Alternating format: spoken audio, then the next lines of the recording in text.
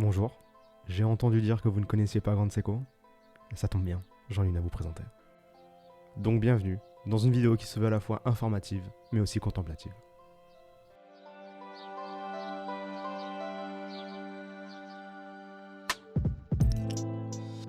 La SBG A413, sûrement l'une des plus belles sorties de chez Grand Seiko ces derniers temps, avec son cadran rose texturé, son polissage Zaratsu, le tout dans un boîtier titane de 40 mm de diamètre.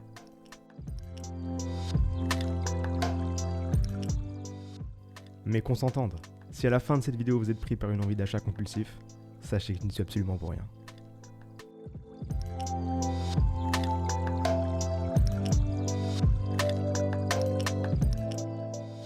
Un boîtier de 40 mm, corne à corne de 44,3 mm, bracelet et boîtier en titane, on est sur une montre extrêmement agréable à porter avec un poids net seulement de 150 grammes.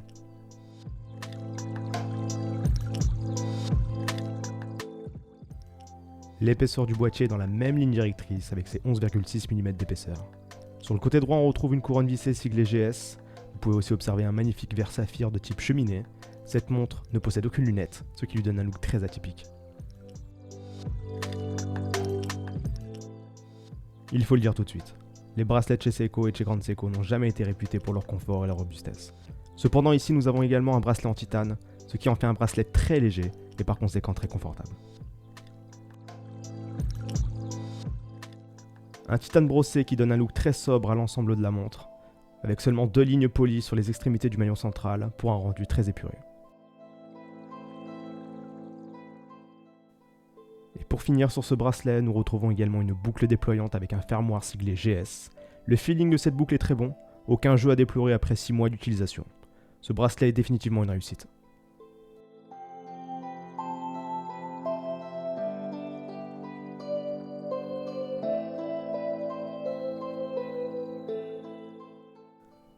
Bon, à présent il est temps qu'on parle de choses sérieuses.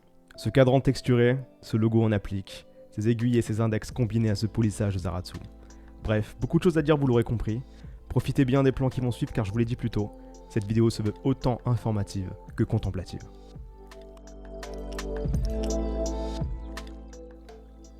À midi on retrouve ce magnifique logo GS en applique de couleur dorée. Il vient ajouter une touche de couleur sur ce cadran rose clair et jouera parfaitement avec la lumière.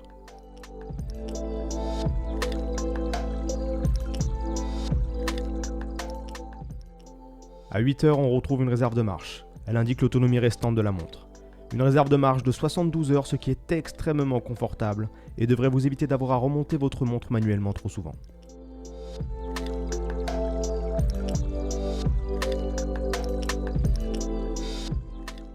D'ailleurs, il faut qu'on en parle de cette réserve de marche. Pourquoi l'avoir mise ?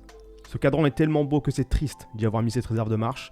Même si son intégration est très bien finie, on perd ce côté très épuré du cadran. Surtout qu'à titre personnel, je ne ressens pas vraiment le besoin au quotidien de cette complication. Je vous laisse me donner votre avis en commentaire.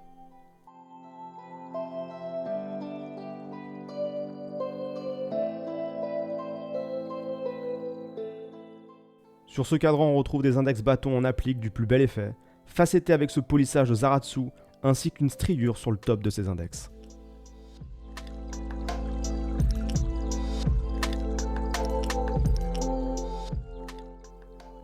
Et quel polissage!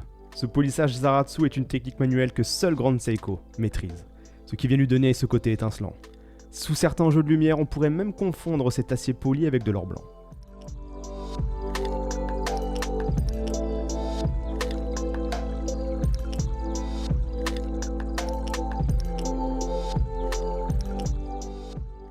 À 3h se trouve un guichet date très bien intégré. Un petit cadre qui lui aussi est facetté et poli, ce qui vient encore une fois accentuer le degré de finition de cette pièce.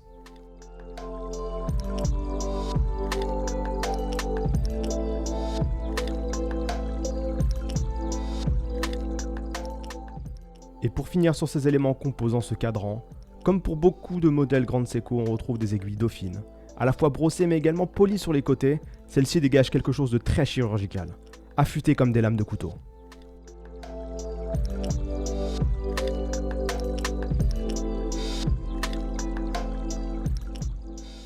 Et vous l'aurez sûrement remarqué au long de cette vidéo, la trotteuse a quelque chose d'inhabituel. Pour ceux qui ne connaissent pas Grand Seiko, je pense que vous n'avez jamais vu auparavant une trotteuse aussi fluide. Et je vous rassure tout de suite, cela n'est pas de la magie. C'est tout simplement dû au mouvement Spring Drive, inventé par Grande Seiko en 1978 et présenté officiellement au salon Baselworld situé dans la ville suisse de Bâle en 1998. C'est un mécanisme qui conjugue le mouvement automatique avec celui du quartz, ce qui permet du coup d'avoir cette précision de plus ou moins 15 secondes par mois et également de donner à cette trotteuse cette fluidité incomparable. De manière très grossière, ce qu'il faut comprendre ici, c'est que le Spring Drive est un mouvement qui dépense l'énergie de plusieurs façons. Mécanique, électrique et électromagnétique.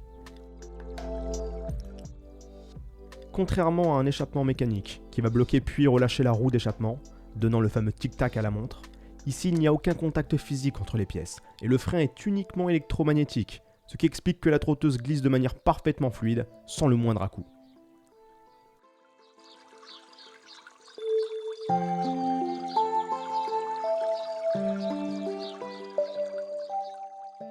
Vous l'aurez compris, cette montre a quelque chose de spécial. Grande Seiko mérite considérablement le respect, tant par ses prises de décision niveau design que par ses innovations. Je vous laisse là-dessus, j'espère que ce nouveau format de vidéo vous aura plu. Si c'est le cas, manifestez-le en commentaire.